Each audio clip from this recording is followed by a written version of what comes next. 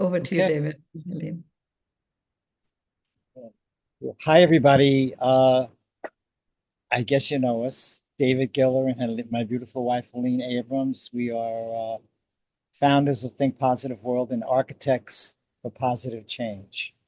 So it's our honor tonight to be hosting the Age of Brilliance, Manu's amazing series, one of many amazing series that she's done over the years. Enormous content that she's providing for the world.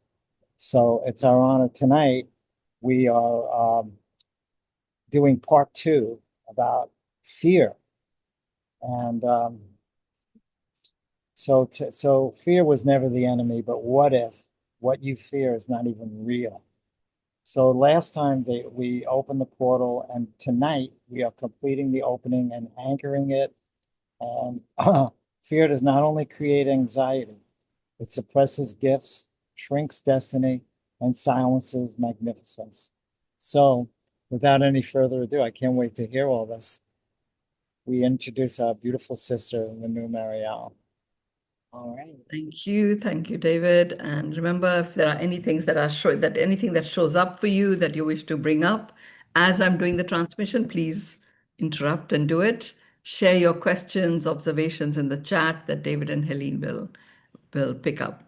So let's begin. Yeah, I mean, it's interesting. I could have had this session last week, and last week the guidance was to do it as a Q&A. We began the Fear series with you, and we're going to complete it with you. So today, I believe, would be the finale of the opening of this portal, which is going to be anchored today. And it's all about the portal of transmutation of fear. So just a very quick recap around this. Main thing to remember is it isn't about becoming fearless.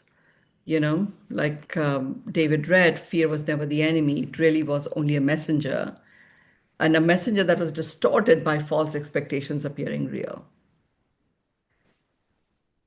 And when unreal is perceived as real, we start as humans begin to shrink, and we shrink. But our magnificence never goes away. It really just gets delayed. And the shrinking is the one that causes the distortion and the disconnect. So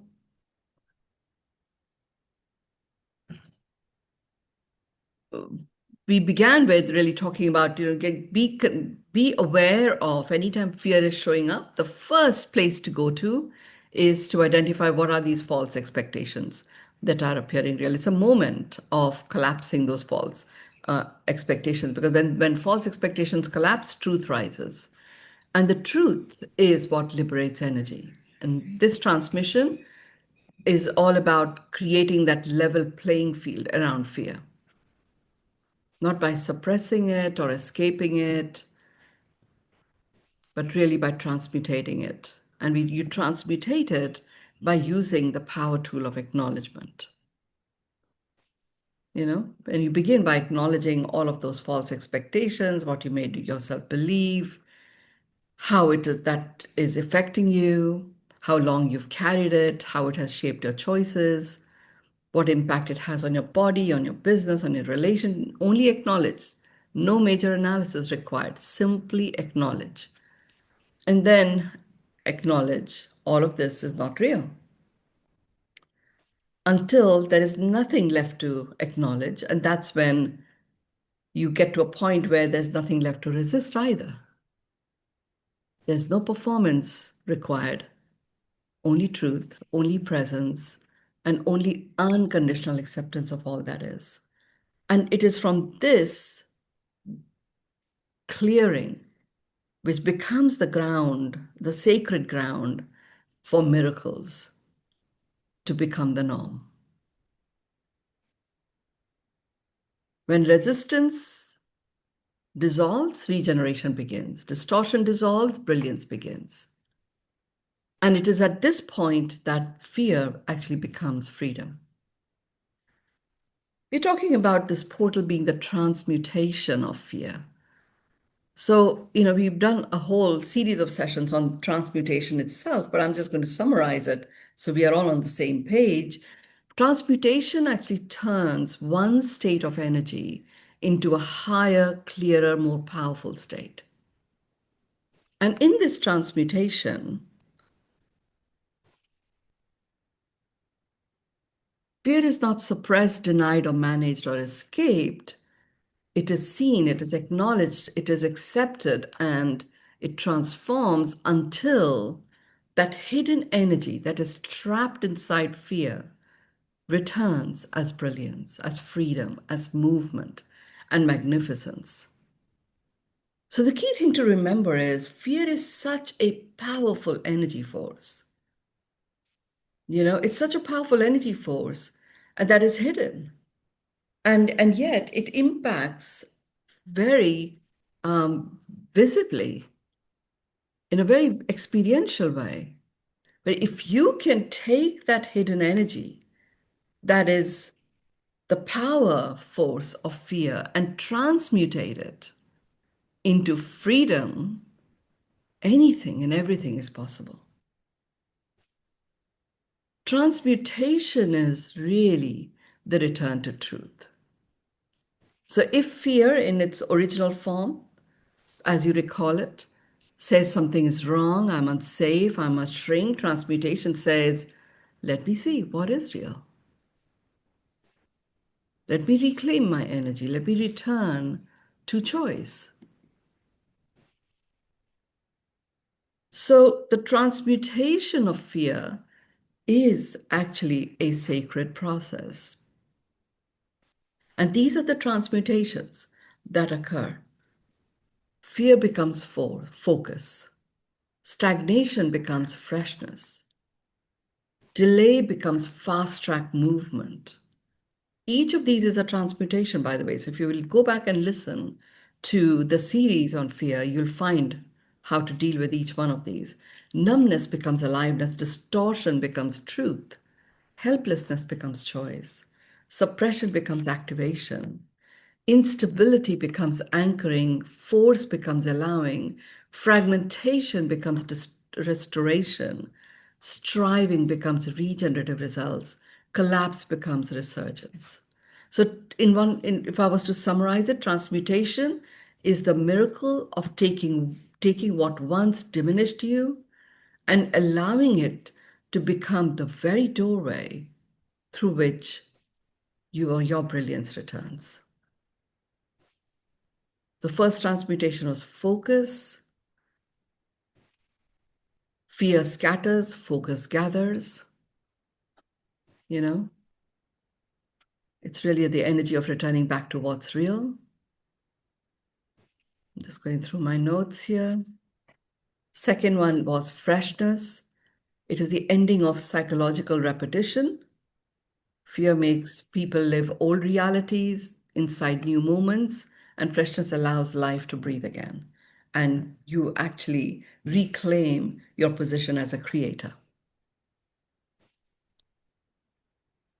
Fast track, which is the transmutation number 3, is accelerated coherence. Fear delays, brilliance moves. Not recklessly, not impulsively, but clearly. And that's what fast track is. The fourth transmutation is enliven. Enliven means bringing life back to the system. Fear drains aliveness, brilliance restores it. The fifth transmutation was enlighten. Enlighten is illumination without denial. It is seen clearly. Really, that's what it is. It's just seeing clearly for everything for what it is. And that is what this particular transmutation is about. Again, you can listen to it in the previous sessions. The sixth transmutation is empower. Empower means returning humans to choice. Fear creates helplessness. Brilliance restores authorship. You are the author of what occurs to you in your life. The seventh transmutation is activate. Activation is dormant brilliance becoming operational. It basically recognizes that there's something exists. And when you activate it, you make it operational. And that's what it's doing. So it's very powerful. When you work with this particular transmutation, given the energy of fear itself is so strong, and there you are applying activation to turn something dormant into brilliance, you literally can accomplish anything. The eighth transmutation is anchor. Anchor means stabilizing the truth inside our body. That's what it is. It's really bringing you back whatever it is that you've experienced. You can have an amazing experience, but if you don't anchor it, the cellular memory is not created. When cellular memory is not created, you still don't have the vibrational frequency, and therefore it's not there in your field and it doesn't attract more of the same. So, doing something conscious where you anchor whatever it is that you wish to have more of, it it's really getting that stabilizing effect in your body. And then your body has So, that energy signature. Yes, David. so a clear example of what you're talking about would be like, let's say somebody has a fear of public speaking and they're about to go out and speak to an audience of 1,000 people. If they you can't just say, "Oh, I'm okay, I'm not going to have this fear and all that." There are certain things that you can do to prepare yourself for this, to override Yeah. the fear, the anxiety that you have about this. Yeah. Yeah. And remember, your brain always knows the truth. So overriding that I'm not fearful doesn't actually do it. But if you actually did the false expectations appearing real acknowledgement, and allow yourself to really land in that clearing, which is that sacred space. And from that, you can actually create a vision of how this is going to go. I remember my first talk to 5,000 people was actually at the film festival in Montreal, where we were actually launching our movie Red Mercury, and we were at the opening night for the festival. I expected there to be a lot of people, and I didn't realize that there were so many terraces of filled with people. And this is a movie with some amazing star cast, Stockard Channing. Like, really, these are people who are like the stalwarts of the industry, and they were there, and there I am, as this producer, launching it. And I remember I went on the stage. I saw that there were three layers, and they could be filled with people. So I had fear, tremendous fear. So I actually just, while the whole auditorium was empty, I just stood on the stage, and I didn't really know very much. I was not spiritual or anything at that time, but one of the things that I had learned in becoming a powerful presenter, this is where I first put it to use, and I use it all the time, where I just projected my attention to the end of the room. And I just, like, as if I was seeing the horizon of that room. And then I allowed my attention to go all the way around, front and back, all the way around, right? Because what I realized was there's a whole, star cast, the directors, all of those will be in the wings, and they're going to come on at some point. So there'll be a lot of energy directed at me, saying exactly the right words and exactly the right way and exactly the right tone. So when I did this, it's as if I felt like it was a container that was holding me to show up at my best. So when I actually went on the stage, I was already very comfortable. I was in the container, and the audience, the auditorium is dark, right? The spotlight is on you, so you can not really see people very much at all. It's quite daunting, and there's lots of like videos and stuff and some flashlights. They didn't allow too many flashlights, but there were some flashlights going on. So there I am standing there, and because I'd done that exercise, I felt that the entire audience was just one person. And the people behind me they were all like one person, and I was simply talking to one person. And that transformed everything for me, you know? So it was like I anchored that feeling before I went to speak to a live audience. But if I hadn't anchored it, I wouldn't have had that stabilizing truth inside my body. And all the drama that was there, the restlessness that was there before, would have been there even when I went on the stage. Mm. you know I mean, it was a pretty big movie, so I'd written a whole speech around it, and when I went there I started with something completely different, because it was a movie that we had envisioned when we asked a question, what is going on with this, with how terrorism is playing out in the world.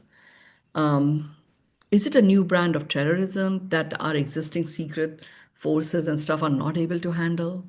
And then we went and did research into it, and we found that young people were missing a purpose in life.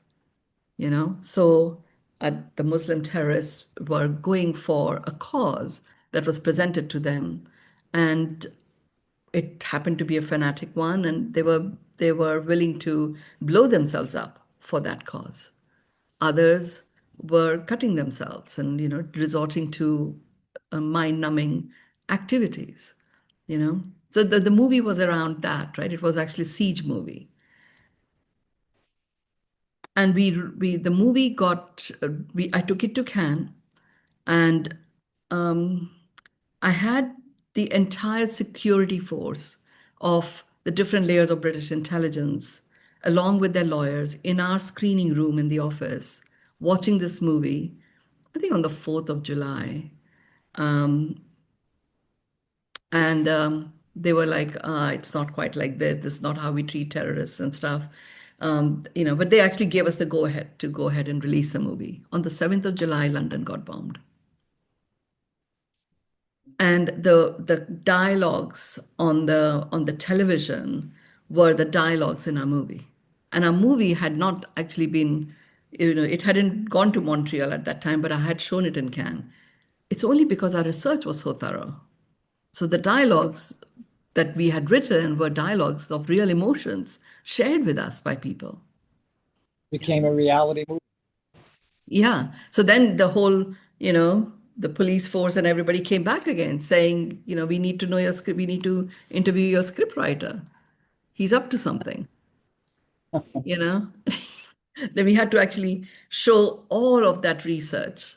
We actually had one of the undercover agents who would come into our office in a raincoat. I didn't know who this guy was, but he was like our special advisor on this movie as the script was being developed. I didn't realize he was an inside guy. But it was so I started my presentation at Montreal with that story, saying this is what has happened, and it's my honor that we are able to share this with you today, the outcome of that, of what actually we produced. And it was like standing ovation that just went on. It was electrifying.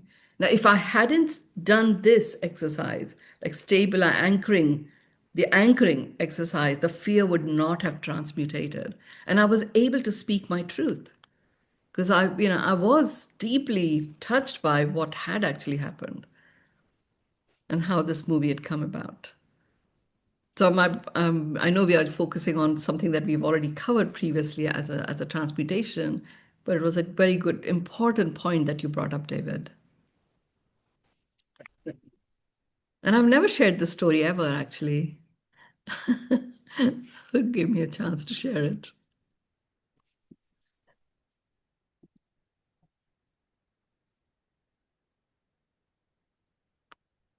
The ninth transmutation is allow. Allow is the secret source that immediately ends force. If you're feeling forced, if you're feeling that you have to apply bull force because, if you don't, something will happen, false expectations appearing real, allow. And this is the difference between reaction and responding. The moment you stop reaction, which is reactivating an emotional trigger, which is coming from a false expectations appearing real, You reestablish a bond by allowing yourself to trust you, and then asking the question, what is mine to do? And that immediately ends force of any kind. It's a simple exercise, but a very, very powerful one. The 10th one, the 11th transmutation, and this is where we reconnect to what we are talking about today. The 11th transmutation is results. I didn't expect one. Results, for heaven's sake, is a transmutation, and it is. Results are regenerated realities. Results are regenerated realities. They're not forced outcomes, they are regenerated outcomes. Now, this is a big statement. We always go for results, but when a result actually occurs, a cellular memory is immediately activated of your capacity, your capability of delivering results. And the moment that happens, your association with yourself shifts as someone who's able to achieve results. And a tiny sliver of confidence enters. You know, However, because we don't see results as regenerated realities, not forced outcomes, you could be forcing until you get to the outcome. Once the outcome is there, it's an outcome. And you can look at what's the result from this outcome. And that's what makes it a regenerated reality. Regeneration itself is a very big force.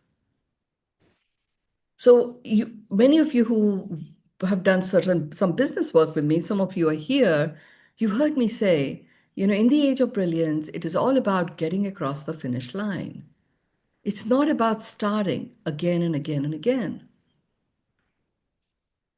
or changing direction again and again and again. And I'm one for that, because I'm such a voracious creator. I create, and then I'm like really enjoying being in the space of creation. As it's coming to an end, I'm like, okay, this is getting to boring time. I create again. What I realized was by doing that, I'm not getting across the finish line. So I'm not actually enjoying the power that is hidden within results of it being regenerated realities. So I've gone completely the other way now. I literally break up. So if there's a result that I wish to accomplish, I'll break it up into the tiniest components until I get across the finish line. So now my association with myself is I've mastered getting across the finish line. And you know what? Because that association with me, with myself has shifted, because I've used this particular transmutation of fear. What this transmutation also does is it completely dissolves the notion of hope it works, which is it completely disintegrates that undertone of what if it doesn't happen. You're not crazy about this is happening. You're actually standing anchored in that truth that a result is going to be accomplished, and I'm on it, and I will get it across the finish line. So I had shifted so that I would each week, and I have a system that I know Ananta has used consistently called IMA, where you do accomplish results each week on week on week. But actually, where I am now, I just see that my time is invaluable. And whatever it is that I put my attention to, I don't want to get up. I don't want to get out of doing that until I accomplish a result. I use my own method of time segmentation on myself, which is I give 30 minutes, no more than that on any one activity. And now that it is about getting across the finish line, I get across the finish line. Now, there are times where, the task is going to take much longer than I envisioned. In which case, I'd recognize it that this is happening early on in my 30 minutes. And then I look at, okay, what is it that I wish to accomplish by the end of 30 minutes? I may or may not accomplish it, but I do take stock. The last 2 minutes of my 30 minutes is what has been accomplished in this focus attention that I have given to this subject. So now my association with myself is someone who accomplishes. And it is this transmutation level results that has done that. Before having ambitious results would motivate me. Very motivating and very energizing. Because of the transmutation, it is not something to strive for. It is something to be anchored in. And so I have a knowing around results I accomplish, and they are regenerative. Slightly nuanced, but when you start doing it, you will see what I'm talking about. Why is it important? Because fear chases results. Brilliance embodies the conditions that naturally produce them. We are in the age of brilliance, and you guys have a head start compared to most other humans with everything that you've already learned from me and put into practice yourself. So, learning from your own brilliance. This is a very important why to get. When you find yourself chasing results, look at where is a false expectation appearing real. So if any of you have done the VAC process with me, I know that some of you have, where I get you to envision, that you're already there. And it's a full sensory envisioning that happens. What am I doing there? I'm actually having you envision the conditions. And then by connecting it to your sensory system, what do you sound like, what do you look like, what do you see, what do you feel, what do others looking at you look like, sound like, feel. Um, I'm getting you to embody these conditions that will naturally produce these results. And lo and behold, it happens. Authority whatsoever. Either way is a big problem.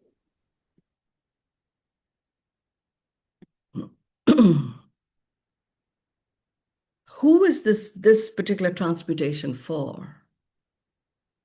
Very specifically for leaders who are obsessed with outcomes and yet disconnected from coherence. And that is where you go into bull force and burnout. And for others who are not that way inclined, you can actually add even greater lightness of being to what you're already doing quite magnificently.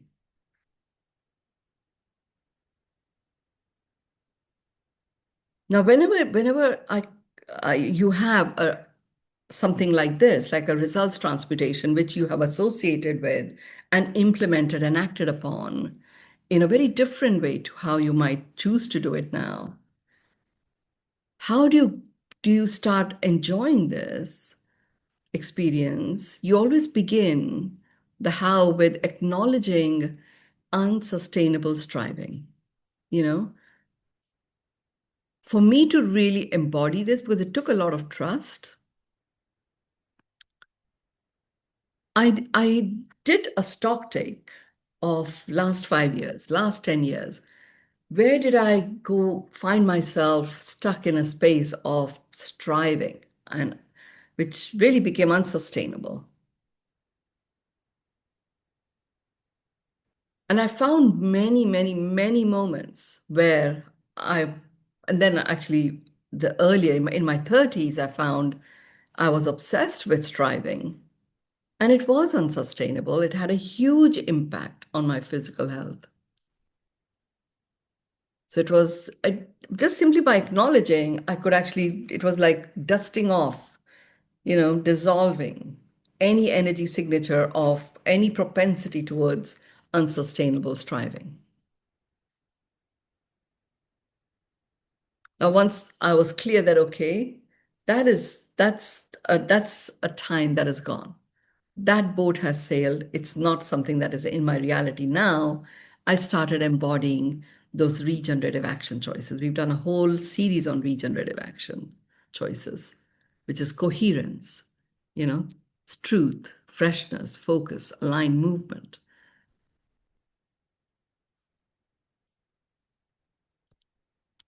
And results started becoming a reality. And then I really connected to this whole idea of, feeling accomplished and how accomplishment is a very new vibe of the age of brilliance. Then it was like, okay, anything I take up, I'm going to get across the finish line. The greatest results really are born from aligned energy that is sustained over time. So by time collapsing and working towards what my soul's mission is, I'm able to, that's my strategy for aligned energy that is sustained over time, because I have that wonderful experience of, um, you know, experiencing results, accomplishment. Anything you want to share or say at this point, David, Helene, or anybody else? Because it's a big transmutation that I've talked about, and we all have had some association or the other with results, and it impacts all areas of our life. You're muted. You're muted in case you're talking. I said I'm taking a very deep breath as I'm listening to all this, because of course I have been working on a vision for 50 years, close to 50 years, and Yes. it's so big. It gets bigger and bigger and bigger each day, all the time, and it's just what you were just saying. You have to, but because it's so big. Yeah, I've gotten to the point like what you just said. You have to get these small victories, and Yeah. each day you have to feel confident that this is not only moving forward but positively impacting people while the whole scheme of it all is coming together. So, Mm. but I'm just listening to what you say. I always relate to what you say. It's just like when you say something, it's just like it's happening in my life at the time. Yeah. Yeah. Yeah. Yeah, I think the key thing is, once you know what your calling is, which you guys operate from your calling and you have been for, like you said, for at least 50 years, many more to come. When I took on, like, okay, my soul's mission is to create a flourishing world where expecting and accepting miracles are the norm. And it impacts all humans and humanity and the planet itself. It's huge, you know. What I've learned is, because it is all about experiencing the transmutation power of this results portal, it automatically uh, feeds on the powerful energy of fear, except it helps you accomplish results. So by breaking it up into bite-sized packets, if you like, or chunks that can be accomplished, I'm actually able to move forward in a way that I'd never envisioned. And what is happening is it's automatically expanding the ecosystem of support that enables for that to happen. So it requires that very concerted focus on accomplishment, because you've worked at it enough, and like I've worked at it enough to, or constantly I'm in that container. Is this mine to do? How does this coin, if I didn't need to, if I didn't have to, would I choose to do this? In terms of, is it contributing to my soul's mission? And even if the answer is no, that is an accomplishment. That's something that I was just about to go in and, invest a huge amount of my energy into. I didn't do. How amazing is that? you know? And then, of course, you're working with AI, and it's taking things exponentially. Correct, correct. So Yeah. that that With whole AI, it does take things exponentially, but humans can also get very distracted because it always gives you options of doing even more, and then you'll end up going down even more. It's a rabbit hole. So by having in your own mind, working with this results portal and saying, okay, I'm going to accomplish something in these next 30 minutes, then your foray with AI will really be one of partnership. yes, I've seen it happen so many times. It just takes over, and then ultimate result is quite mediocre. you You know, have to know what you're. but you learn to work with it as someone who is a co-creative partner, but not the lead creator. Yes, That's the key thing. And that comes from working with this results portal where you are the one accountable.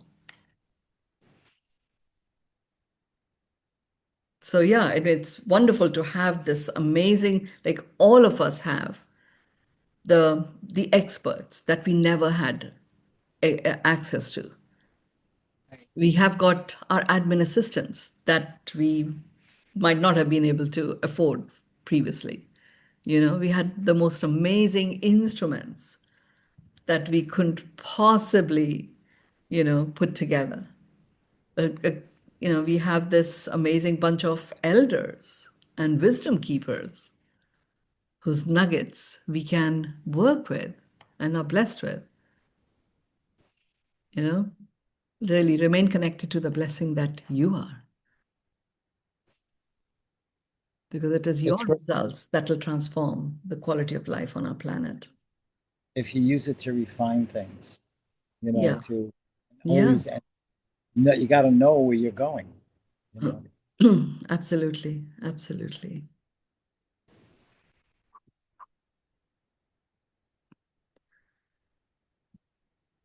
To the 12th transmutation, which is resurge.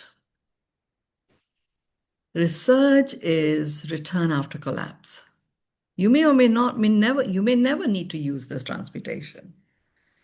I, for me, it was like, okay, I've got these 12 transmutations. I'm going to use all of them. I'm not at a point in my life where I need to research from anything. However, there were points in my life where that was necessary. Some I just plastered over and moved on. Some I just said, forget it. Don't need to know that now. So I thought, okay, I'm actually going to, work with this particular portal and identify moments of collapse in my life and see if there's any energy signature that still remains in my field from those moments of collapse and use this portal, to research. Now, why is this research is the return after collapse? Why is it important? Because fear convinces humans that endings are permanent, and they are not.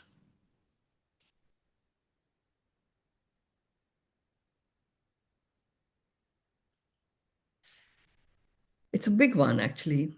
So hence it was like, okay, I like that idea. Maybe there are some things might have collapsed in the past that might have some energy signature of being convinced that I'd never ever go there, never ever do that, never ever work with this person, never ever work in this way. So I thought, right, I'm just going to, when I have the space, I'm going to do this. Fortunately, I travel, right? I have long flights and stuff, so I can do this kind of stuff quite easily without having to find some additional time in my day. So my flights are very active. I do more than meditation now these days.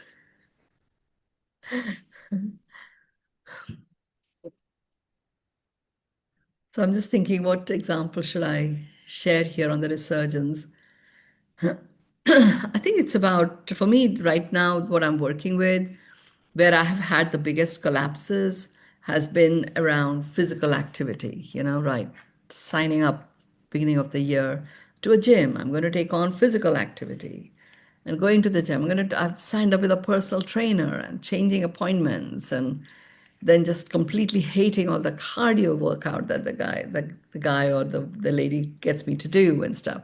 And it's been a collapse after collapse after collapse in my life. Almost every 5 years, I have a big surge of physical activity and it collapses, right? So I took that on actually with this particular portal, and this whole idea that my body can only take so much. That was being convinced about endings are permanent. If I couldn't do it in those days, what am I going to be able to do now? And I've taken it on. It's work in progress. It's still early days, but some big stuff is shifting for me in this. Like yesterday, I have a personal trainer that who has his own gym that I go to. It's about 4 minutes walk from where I am. And he really knows your body, right? He insists I take my shoes off, I take my socks off. And he gets me to work out bare feet. And his whole thing is that no, we are going to teach your body to work in the way it's meant to. So right now, he did an assessment and he found that the lower half of my body doesn't necessarily know that it's meant to lift me up. So I tend to use my shoulders and my back a lot to stand up and stuff, or even sit down. It's like a lot of pressure is on my upper back. So so there are only 3 exercises. I've been working with him now for a month. For a whole month, we have only been doing 3 exercises, or two on some occasions. One is to open the hips and loosen the hamstrings and all of that, and really getting the thighs to know that they're meant to lift up, and getting my butt to realize that it is the one that's going to do the lifting up, and squats.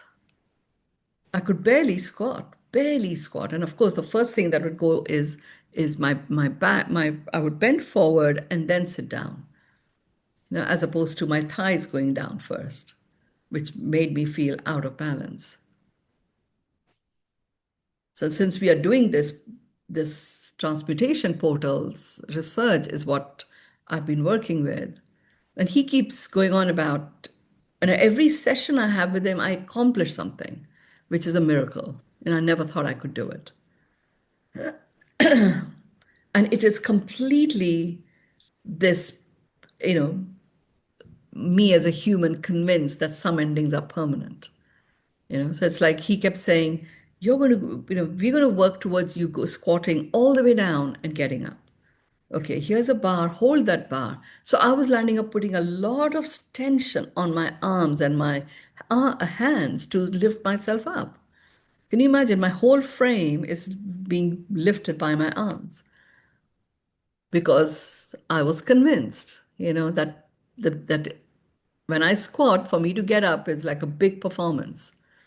I've got to support myself from the ground and then, somehow come up and then find balance and stuff. Because I was convinced that it wasn't something that I could do. That was like a permanently fixed thing. As I started, dissolving that, yesterday's session, we did 40 minutes of only squats. I could barely do 10 squats in the past, if that. And you'd think it was a torture chamber. It actually was not a torture chamber. And by the end of it, I was able to squat all the way down and stand all the way up without actually holding anything. I only did 3 of those, but all of the others were also actually really quite elegant. I never thought I would squat in an elegant way, squat and stand up in an elegant way. But it was this. Once I transmutated that ending is gone, there's no permanence to it. It doesn't matter what my age is or anything like that, or how heavy I am. It doesn't matter. My legs were learning, my butt was learning, my core was learning how this is what is going to help stand up. I mean, the other interesting thing was we don't really realize how much we work with our feet. So for him, it is like, no, I need to see where you're putting pressure on your feet. And he realized that I was actually putting a lot of pressure on the front part and sometimes on my heel, whereas for me, from a squat to stand up, the pressure needed to be in the center. And I was not doing that. I'm so grateful that this young kid, you know, knows so much about the body, really. And it was amazing, that ending dissolved yesterday, for sure, around squats.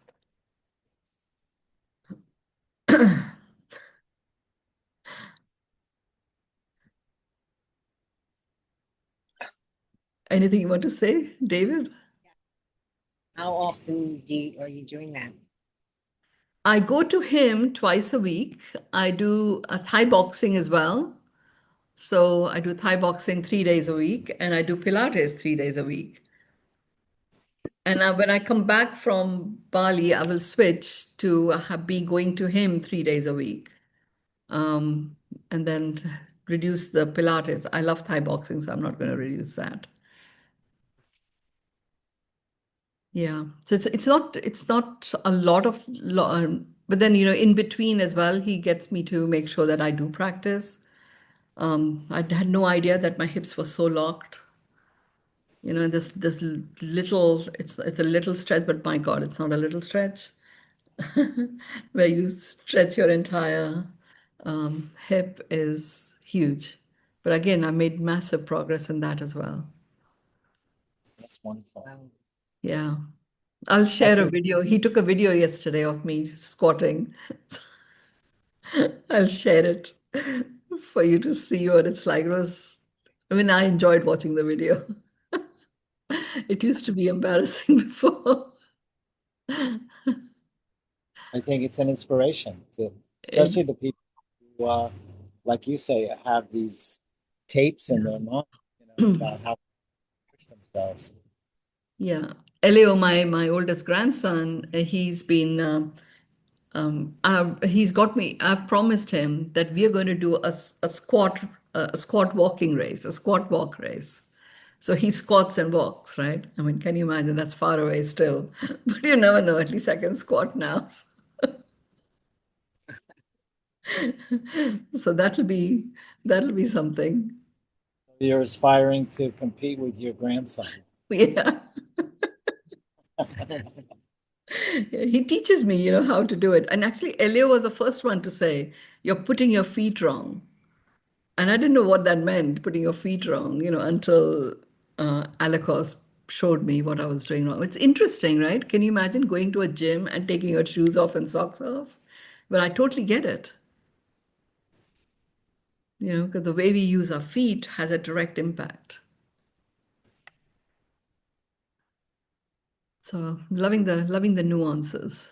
To be open New to, possibilities. to change and get your and opening your mind to new things and getting rid Yeah, of those old yeah, things.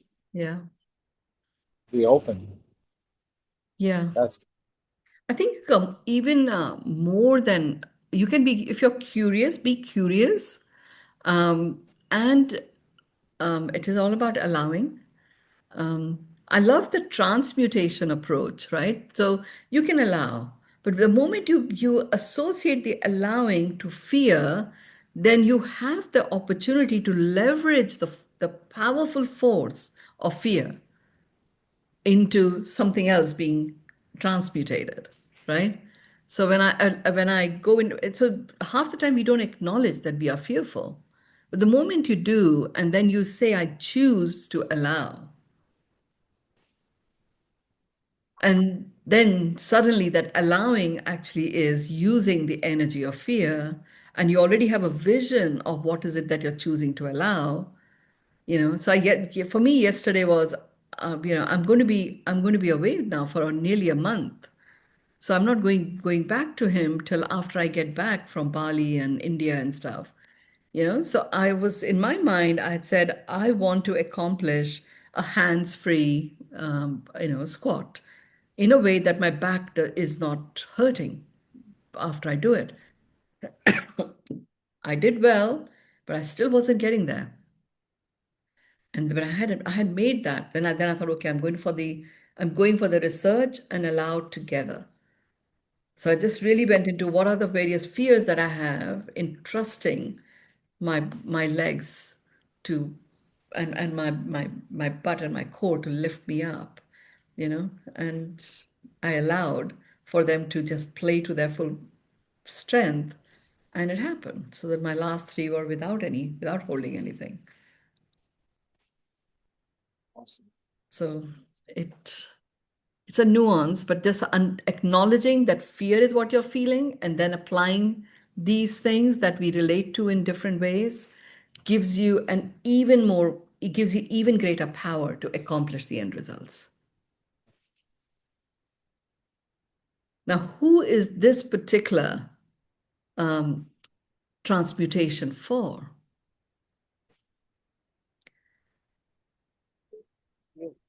It's for those that are rebuilding, and I'm certainly rebuilding my strength, flexibility, mobility in my body, for those that are grieving, for those that are recovering, for those that are restarting, for those that are choosing to rise again. Any of these in any part of your life, go for it. Use this particular transmutation. How do you do this? You always begin with acknowledgement. Acknowledgement truly is the power tool. You acknowledge, I fell, I broke, I lost, I feared this was the end, and then allow yourself to choose to rise anyway, not because pain disappeared, but because brilliance remained, and you chose to reconnect with it. I mean, clearly I did all of those things, right? So the cellular memory was already there of being able to squat and stand up. I spent my early years in India, we squatted a lot. Because we used to eat by sitting on the floor when I was being brought up by my grandparents. It was like, no, the part of digestion is to sit on the floor and eat. It allows the food to go down exactly in the way it is meant to, so it is digested and absorbed properly.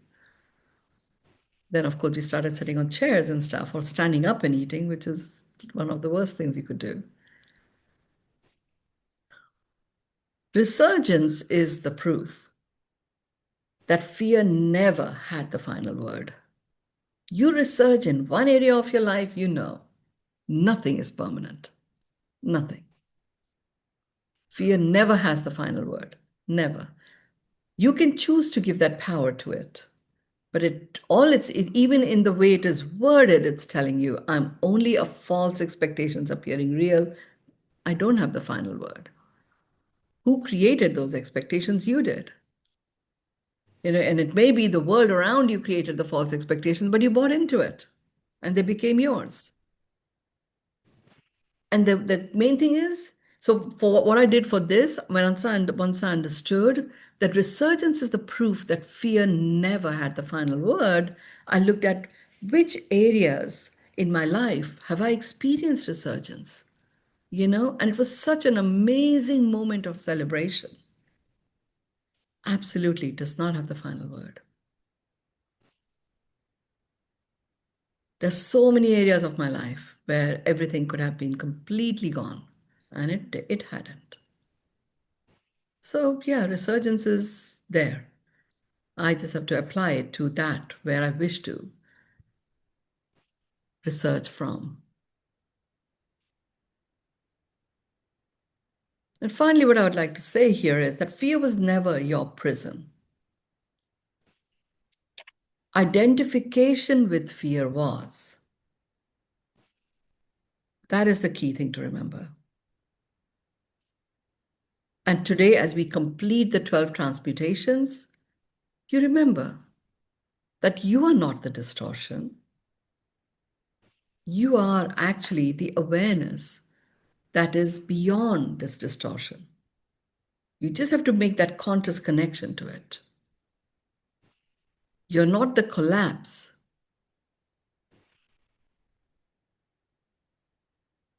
You are actually that consciousness that is capable of regeneration. And you have done it so many times before, so you already know what that is, what that feels like.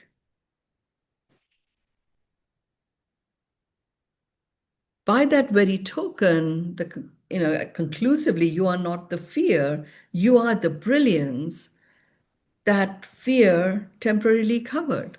Fear being false expectations appearing real.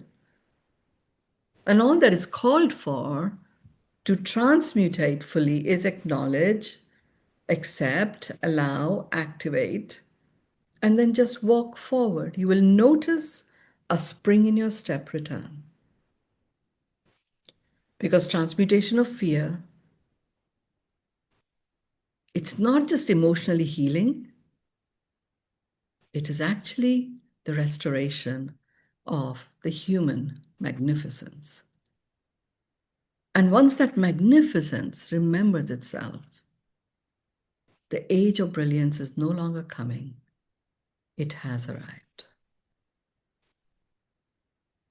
We have with these words anchored the transmutations of fear. Over to you, David and Helene, to conclude. I don't know. There was so much there. It's really hard to sum it all up. But I think the last thing that you said um, probably resonates the most, and that is that the way to overcome any fear that you've accepted in your life that has been covering up your brilliance is acknowledging, accepting, activating, and then walking forward. I think what's the expression? Feel the fear and do it anyway. Right. It's pretty much what you have to do, and then you'll see that it has less and less power in your life. But this is so beautiful tonight, Linda.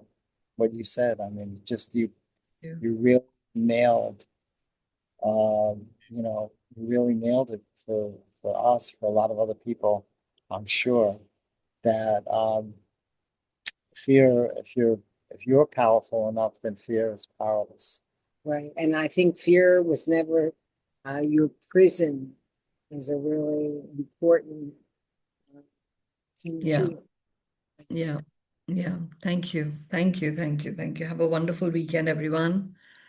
Thank Use you, at Minna. least one of the transmutations. And Kathleen is saying,